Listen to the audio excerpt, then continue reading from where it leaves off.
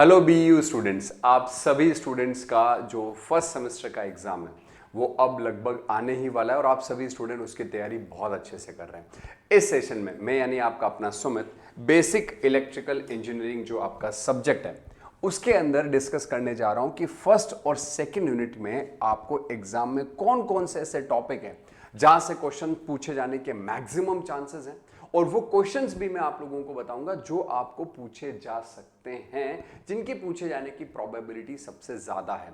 मगर उससे पहले मैं आपको एक चीज और बताना चाहूंगा कि इस एग्जाम को लेकर के वीवीआई क्वेश्चंस का ऑलरेडी एक numerical question plus theory question का सॉल्यूशन का मैं एक detailed marathon session, in fact 2 detailed marathon session already ले चुका हूं। अगर आपने अब तक वो नहीं देखे तो चैनल पर वो अपलोडेड हैं। आप प्लेलिस्ट वाले सेगमेंट में या लाइव क्लास वाले सेगमेंट में जाकर बेसिक इलेक्ट्रिकल इंजीनियरिंग के इन दोनों मेगा रिवीजन सेशन को जरूर से देख लें, जिसमें मैंने आपको अच्छे अच्छे न्यूमेरिकल्स के साथ साथ वीवीआई थ्योरी के क्वेश्चंस को भी कवर किया है, साथ ही साथ एमसीक्यू क्वेश्चंस की भी कुछ प्रैक्टिस वहां पर करवाई गई है, तो उसको आप जरूर से देख लीजिएगा। बात करें अगर अपन यहां पर कि सर फर्स्ट और सेकंड यूनिट से कौन कौन से ऐसे टॉपिक हैं जो इंपॉर्टेंट बनते हैं और साथ ही साथ ऐसे कौन कौन से क्वेश्चंस हैं जो उनसे बन सकते हैं, उनके बारे में जरा आप थोड़ा सा बताएं। तो चलिए अब अपन बात कर लेते हैं उनके बारे में कि यूनिट 1 और यूनिट 2 से आपके कौन कौन से क्वेश्चंस या फिर वीवीआई क्वेश्चंस आपके बन सकते हैं। इंपॉर्टेंट टॉपिक की अगर मैं बात करूं तो सबसे पहले मैं बात करना चाहूंगा यूनिट नंबर 1 के अंदर। यूनिट नंबर 1 में सबसे जो पहला टॉपिक जो आपके लिए द मोस्ट इंपॉर्टेंट है और वो ये है कि जो आपको शुरुआत में क्वेश्चन मिलता है ऑब्जेक्टिव वाला या फिर कई बार पैटर्न में चेंज होता है और आपको 2 नंबर का एक्सप्लेन या right short note on this ऐसे करके लिखा जाता है। उसके अंदर सबसे ज्यादा प्रोबेबिलिटी है यूनिट 1 के क्वेश्चन पूछे जाने की, क्योंकि इसमें बहुत छोटी छोटी जो है वो बेसिक डेफिनेशन है। जैसे आपसे ये पूछ लिया गया बेसिक डेफिनेशंस, मैं हेडिंग का नाम लिख देता हूं बेसिक डेफिनेशंस। Basic definitions. अब बेसिक डेफिनेशंस में आपको क्या क्या पूछा जा सकता है? आपसे पूछा जा सकता है कि एक्टिव एलिमेंट क्या होते हैं और पैसिव एलिमेंट क्या होते हैं। ये आपको सिर्फ डेफिनेशन के तौर पे पूछा जाएगा, 2 नंबर से बड़ा क्वेश्चन नहीं बनने वाला। और अगर सेपरेट क्वेश्चन बनाने की कोशिश करी जाएगी तो उसमें भी अगर आपको 7 नंबर का क्वेश्चन पूछा जाएगा तो कम से कम 5 से 6 डेफिनेशन मिनिमम पूछी जाएगी। 1 नंबर की एक डेफिनेशन या ज्यादा से ज्यादा 1.5-2 नंबर की, इससे ज्यादा नहीं। जैसे आपसे एक्टिव पैसिव के बारे में बात कर ली कि एक्टिव या पैसिव एलिमेंट क्या होता है, यूनिलेटरल और बाइलेटरल एलिमेंट्स क्या होते हैं, उनके बारे में आपसे पूछ लिया। 4 यहां पर जो है वो पेयर बनते हैं। एक आपसे ये पूछा जा सकता है कि लीनियर एंड नॉन लीनियर जो है वो एलिमेंट क्या होते हैं। ये आपसे जो है वो यहां पर एक पेयर बन गया जो डेफिनेशन का है, जो आपसे पूछा जा सकता है। और एक पेयर यहां पर जो है वो और बनता है जो आपसे पूछा जा सकता है, और वो है लम्प्ड एंड डिस्ट्रीब्यूटेड पैरामीटर करके। क्लियर? यूनिलैटरल बायलैटरल हो गया, लीनियरिटी और नॉन लीनियरिटी, ये लीनियर और नॉन लीनियर नेटवर्क है, एक्टिव और पैसिव हो गया। ये बेसिकली इंपॉर्टेंट ये 3 ही है। अब इनमें से क्या है कि हर साल कोई 2 देता है, जैसे एक्टिव पैसिव और यूनिलैटरल बायलैटरल दे दिया, अगले साल लीनियर नॉन लीनियर और यूनिलैटरल बायलैटरल दे दिया, या फिर इन दोनों का कॉम्बिनेशन दे दिया। तो ये बेसिक डेफिनेशन वाला पार्ट जो है ना, ये तो आपको अच्छे से करके ही जाना है। इसके अलावा शॉर्ट नोट में एक चीज और से आपसे पूछी जा सकती है, वोल्टेज और करंट सोर्स के बारे में आपको बताना है। अब देखो स्टूडेंट क्या करते हैं, वोल्टेज और करंट सोर्स के बारे में पूछा तो एक एक लाइन लिख दिया, ये वोल्टेज सोर्स है, करंट सोर्स है। ऐसा नहीं करना है, आपको प्रॉपर लिखना है कि वोल्टेज सोर्स और करंट सोर्स में अगर बात करें, पहले आपको सोर्सेज के बारे में बात करना है। सोर्स क्या है? सोर्स एक प्रकार का एक्टिव एलिमेंट होता है जो नेटवर्क को एनर्जी डिलीवर करता है, और ये 2 प्रकार का हो सकता है, वोल्टेज सोर्स और करंट सोर्स। फिर वोल्टेज सोर्स में भी 2 तरीके का कि सर ये आइडियल वोल्टेज सोर्स और प्रैक्टिकल वोल्टेज सोर्स हो सकता है, और करंट में भी आइडियल करंट सोर्स और प्रैक्टिकल करंट सोर्स हो सकता है। ये क्वेश्चन 7 नंबर का भी बन सकता है बड़ा। Explain ideal and practical voltage and current sources with the help of diagram. तो आपको वहां पर प्रॉपर डायग्राम, सर्किट डायग्राम, जो मैंने आपको थ्योरी की क्लासेस में बेहद डिटेल के अंदर करा रखा था, आपने जो भी अपने इजी प्रेप के स्टूडेंट्स हैं उन्होंने उसको देखा है और उसने अच्छे से उसको जो है वो याद कर भी लिया होगा, ऐसा मैं उम्मीद कर रहा हूं। तो वोल्टेज और करंट सोर्सेज हैं, उसका आपको प्रॉपर एक सर्किट डायग्राम बनाना है, फिर उसका वेवफॉर्म भी बनाना है कि आउटपुट जो है वो डिक्रीज कैसे करता है प्रैक्टिकल में और आइडियल में कैसे कांस्टेंट रहता है। ये आपको एक इंपॉर्टेंट क्वेश्चन देखने को मिल सकता है। इसके अलावा अगर अपन बात करें तो आपको यहां पर इस चैप्टर के अंदर 4 थ्योरम्स जो है वो बेसिकली दी गई है। थ्योरम्स की अगर मैं बात करूं, थ्योरम्स की हर साल 2 थ्योरम आपसे पूछी जाती है। एक आपकी थेवेनिन थ्योरम है, थेवेनिन्स थ्योरम, एक आपकी नॉर्टन थ्योरम है जो एक दूसरे की ड्यूअल है। थेवेनिन आएगा तो नॉर्टन नहीं आएगा, नॉर्टन आएगा तो थेवेनिन नहीं आएगा, दोनों में से कोई एक आएगा। नॉर्टन थ्योरम हो गया, थेवेनिन्स और नॉर्टन, मैं तो ऐसे लिख देता हूं, थेवेनिन्स या फिर नॉर्टन, क्योंकि एक दूसरे के ड्यूअल है। फिर सुपरपोजिशन थ्योरम और maximum power transfer theorem, maximum power transfer theorem. Maximum power transfer theorem सबसे ज्यादा इंपॉर्टेंट है ऑब्जेक्टिव सवाल के लिए। ऑब्जेक्टिव पॉइंट ऑफ व्यू से सबसे ज्यादा क्वेश्चन ऑब्जेक्टिव में जो मल्टीपल चॉइस क्वेश्चन आते हैं मैक्सिमम पावर ट्रांसफर से आते हैं।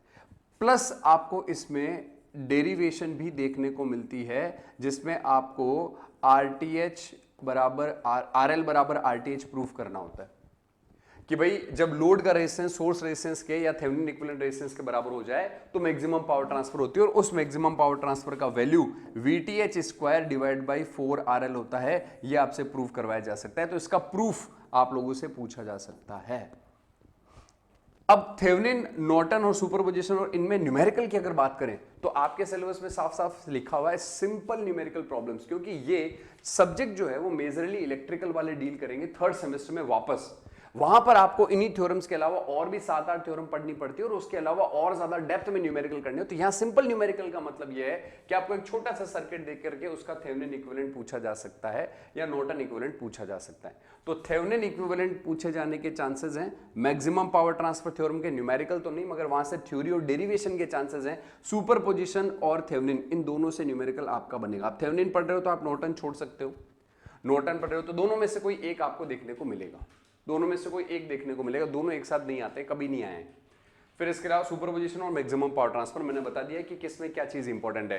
Explain superposition theorem, write down it's calculation steps with the help of example and also write down its application. Same तरीके का क्वेश्चन, एक्सप्लेन थेवेनिन, क्या कहते हैं, एक्सप्लेन एंड क्या कहते हैं, write down the steps to solve the Thevenin theorem, और इसके अलावा आपको उसके एप्लीकेशंस ये पूछ लिए। एप्लीकेशन का मतलब कौन से सर्किट में यूज किया जाता है, लीनियर नेटवर्क के अंदर, बाइलेटरल नेटवर्क के अंदर, लीनियर टाइम इनवेरिएंट नेटवर्क के अंदर ये यूज किया जाता है। पावर कैलकुलेशन में सुपरपोजिशन थ्योरम काम में नहीं आती है, नॉन लीनियर नेटवर्क में ये काम नहीं आती। इस तरीके से लाइंस बनाकर लिख दिया। तो आपके 3 पोर्शन है फर्स्ट यूनिट में। एक तो है आपका बेसिक डेफिनेशन वाला पार्ट, एक है ये वोल्टेज सोर्स करंट सोर्स, एक थ्योरम वाला पार्ट है। ये तो एक सिंगल टॉपिक है वोल्टेज सोर्स करंट सोर्स, और इसके अलावा एक आपका बनता है स्टार से डेल्टा और डेल्टा से स्टार कन्वर्जन। ये क्वेश्चन कम आता है थोड़ा सा, मतलब ये थ्योरी में अगर पूछे तो क्या पूछेगा, इसमें फॉर्मूलाज हैं जो आपको याद करने, तो आप सबसे इंपॉर्टेंट है इसके फॉर्मूले याद करके जाएं। आपको एक छोटा सा सर्किट दे दिया, एक स्टार बना के बोल दिया कि इसका इक्विवेलेंट डेल्टा वैल्यू बताओ कितना होगा। अब तक ऐसा न्यूमेरिकल देखा नहीं है, आपको फॉर्मूलाज हो सकता है ज्यादा से ज्यादा पूछ लिया जाए कि स्टार से डेल्टा और डेल्टा से स्टार में कन्वर्ट करने के लिए फॉर्मूलाज क्या क्या हैं। और एक और इंपॉर्टेंट टॉपिक यहां पर आ जाता है KVL एंड KCL। सबसे कॉमन टॉपिक जो पूछा जाता है एग्जाम के अंदर वो है KVL KCL। लगभग हर बार ये एग्जाम में आता है, लगभग हर बार ये एग्जाम में आता है। आपको लीनियर अगर ये डेफिनेशंस पूछी, एक थ्योरम पूछी, KVL KCL पूछ लेगा, ये नहीं पूछेगा, ये पूछेगा तो ये नहीं पूछेगा। मतलब इन दोनों या इन तीनों में से कोई एक चीज अगर आती है और इन दोनों में से एक KVL KCL का क्वेश्चन तो लगभग हर साल आया है।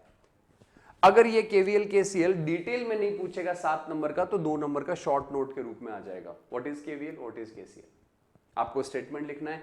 KVL और KCL का स्टेटमेंट सिर्फ लिखना है तो शॉर्ट नोट में आएगा 2 नंबर का। 7 नंबर में आएगा तो दोनों एक साथ पूछेगा, दोनों का एग्जाम्पल पूछेगा, एक एक एग्जाम्पल लेकर दोनों को एक्सप्लेन कर देना है, बात खत्म।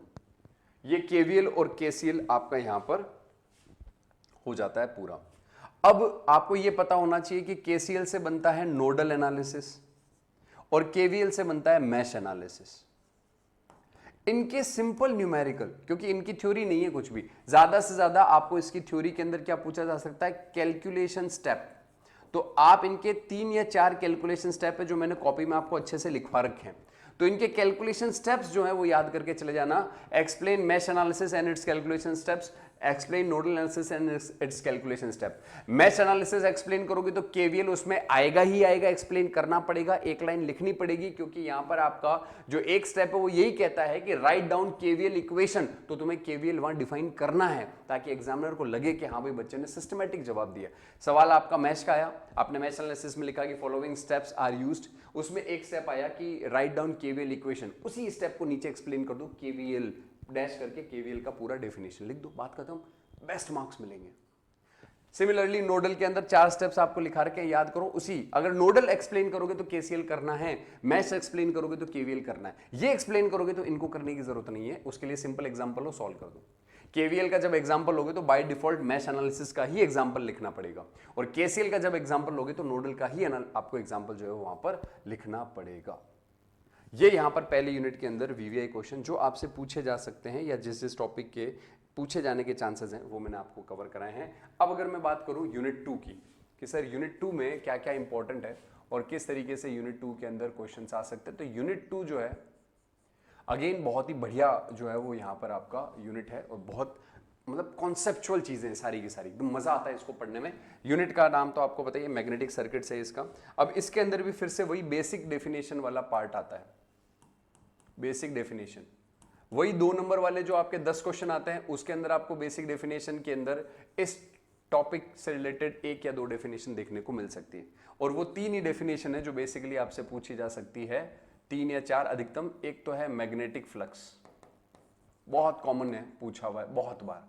एक आपसे पूछा जाता है एमएमएफ क्या होता है, एक आपसे पूछा जा सकता है रिलक्टेंस क्या होता है। मैग्नेटिक सर्किट के स्तंभ हैं ये, मैग्नेटिक सर्किट के स्तंभ हैं ये, और आपको मैग्नेटिक और इलेक्ट्रिक सर्किट के एनालॉजी तो बहुत अच्छे से आनी चाहिए। कम से कम वहां पर मैंने आपको 7 से 8 कंपैरिजन के पॉइंट लिखा है, इनफैक्ट मेरे को तो जहां तक याद है 9 कंपैरिजन के पॉइंट लिखा है। आपके एग्जाम में 7 नंबर का क्वेश्चन आएगा, क्या आएगा, मैग्नेटिक और इलेक्ट्रिक सर्किट में एनालॉजी। इलेक्ट्रिक सर्किट में एनालॉजी मतलब कि यहां पर आपको इनके बीच में बताना है संबंध कि भैया इलेक्ट्रिक सर्किट में जैसे करंट है वैसे मैग्नेटिक सर्किट में फ्लक्स, इलेक्ट्रिक सर्किट में जैसे ईएमएफ है मैग्नेटिक सर्किट में एमएमएफ है, वहां रेजिस्टेंस है यहां रिलक्टेंस है, वहां पर कंडक्टिविटी है यहां पर आपका परमिएबिलिटी है। इस तरीके से आप लोगों को कंपैरिजन के स्टेप्स मैंने बहुत सारे बताए, वहां करंट डेंसिटी है, मैग्नेटिक फ्लक्स का डेंसिटी है, वहां इलेक्ट्रिक फील्ड इंटेंसिटी है, मैग्नेटिक फील्ड की इंटेंसिटी है। ऐसे करके फॉर्मूला देखो, कंपैरिजन लिखो तो केवल नाम नहीं लिखना है, कंपैरिजन करो तो नाम के आगे फॉर्मूला लिखना है, फॉर्मूले के आगे यूनिट लिखनी है, फिर दूसरी तरफ भी सेम यही नाम फॉर्मूला और यूनिट, तब जाकर के परफेक्ट मार्क्स मिलेंगे। 1-2 क्वेश्चन में अगर अच्छा इंप्रेशन जम गया कि भाई यार ये तो बंदे ने पूरा डिटेल में लिखा है, फिर आगे आप अगर कोई आंसर छोटा मोटा गड़बड़ भी करेंगे ना तो भी फुल मार्क्स मिल जाते हैं, क्योंकि आपने इंप्रेशन जो है वो ना अच्छा बना लिया है। इस वजह से रिप्रेजेंटेशन बेस्ट होना चाहिए आपका। तो मैं बीच में यहां पर आ गया मैग्नेटिक और इलेक्ट्रिक सर्किट एनालॉजी के अंदर, क्योंकि ये भाई इंपॉर्टेंट रहता है थोड़ा सा, ये 7 नंबर का क्वेश्चन बनता है यहां से।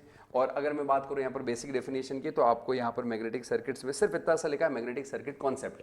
अब मैग्नेटिक सर्किट कॉन्सेप्ट में केवल 3 डेफिनेशन ही नहीं है, और भी है। एग्जाम में ये 3 डेफिनेशन आपको एक बार पूछी हुई है, प्रीवियस ईयर क्वेश्चंस को देखोगे तो वह 3 डेफिनेशंस आपको एक बार पूछी हुई है। इसके अलावा कुछ डेफिनेशंस और है जो आपसे अगर पूछी जा सकती हैं, तो एक तो आपको H के बारे में पूछा जा सकता है, मैग्नेटिक फील्ड की इंटेंसिटी, एक B के बारे में पूछा जा सकता है, मैग्नेटिक फील्ड की डेंसिटी, और एक आपको म्यू के बारे में पूछा जा सकता है जिसको आप परमिएबिलिटी कहते हैं।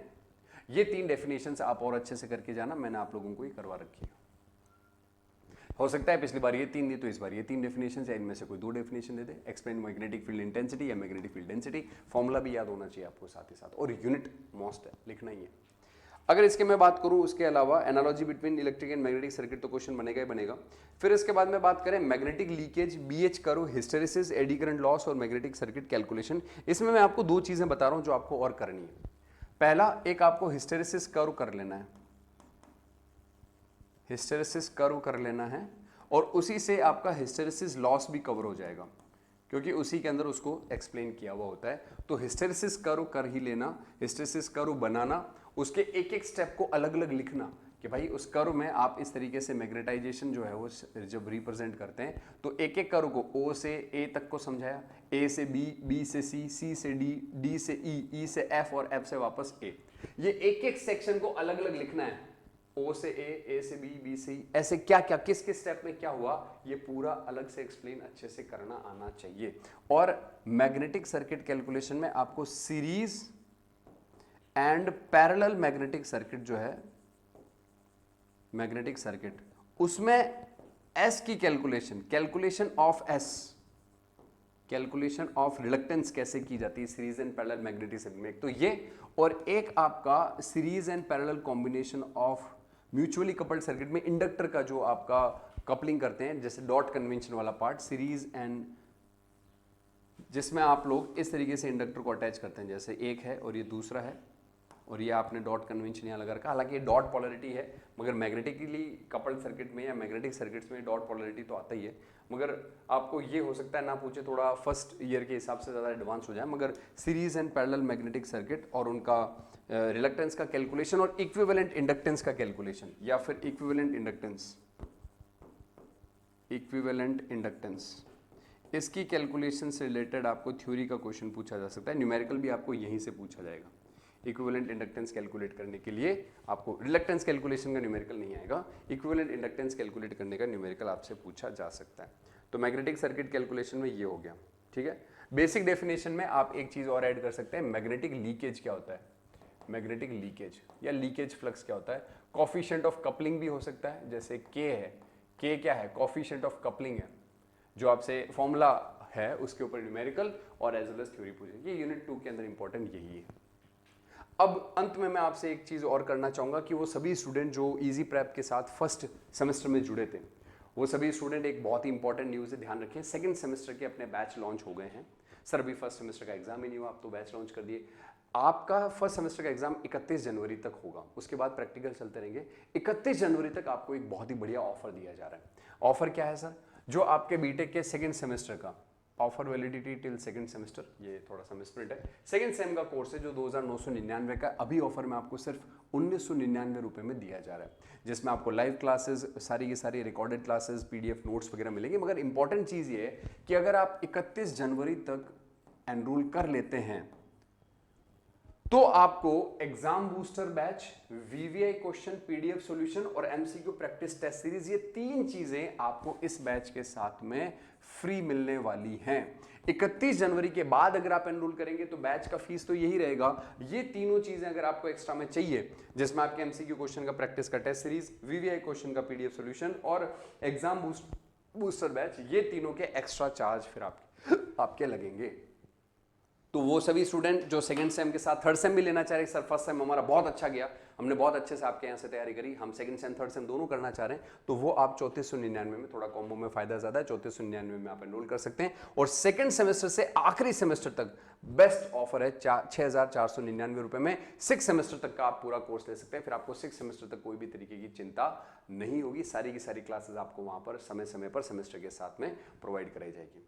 इसी के साथ इस सेशन के अंदर इतना ही। अगर आप वीडियो को फर्स्ट टाइम वॉच कर रहे हैं, इजी प्रेप को फर्स्ट टाइम वॉच कर रहे हैं, तो इजी प्रेप सेमेस्टर चैनल को सब्सक्राइब जरूर से कर लीजिएगा और इजी प्रेप का मोबाइल ऐप जरूर डाउनलोड करें। एग्जाम के लिए all the best, thank you so much.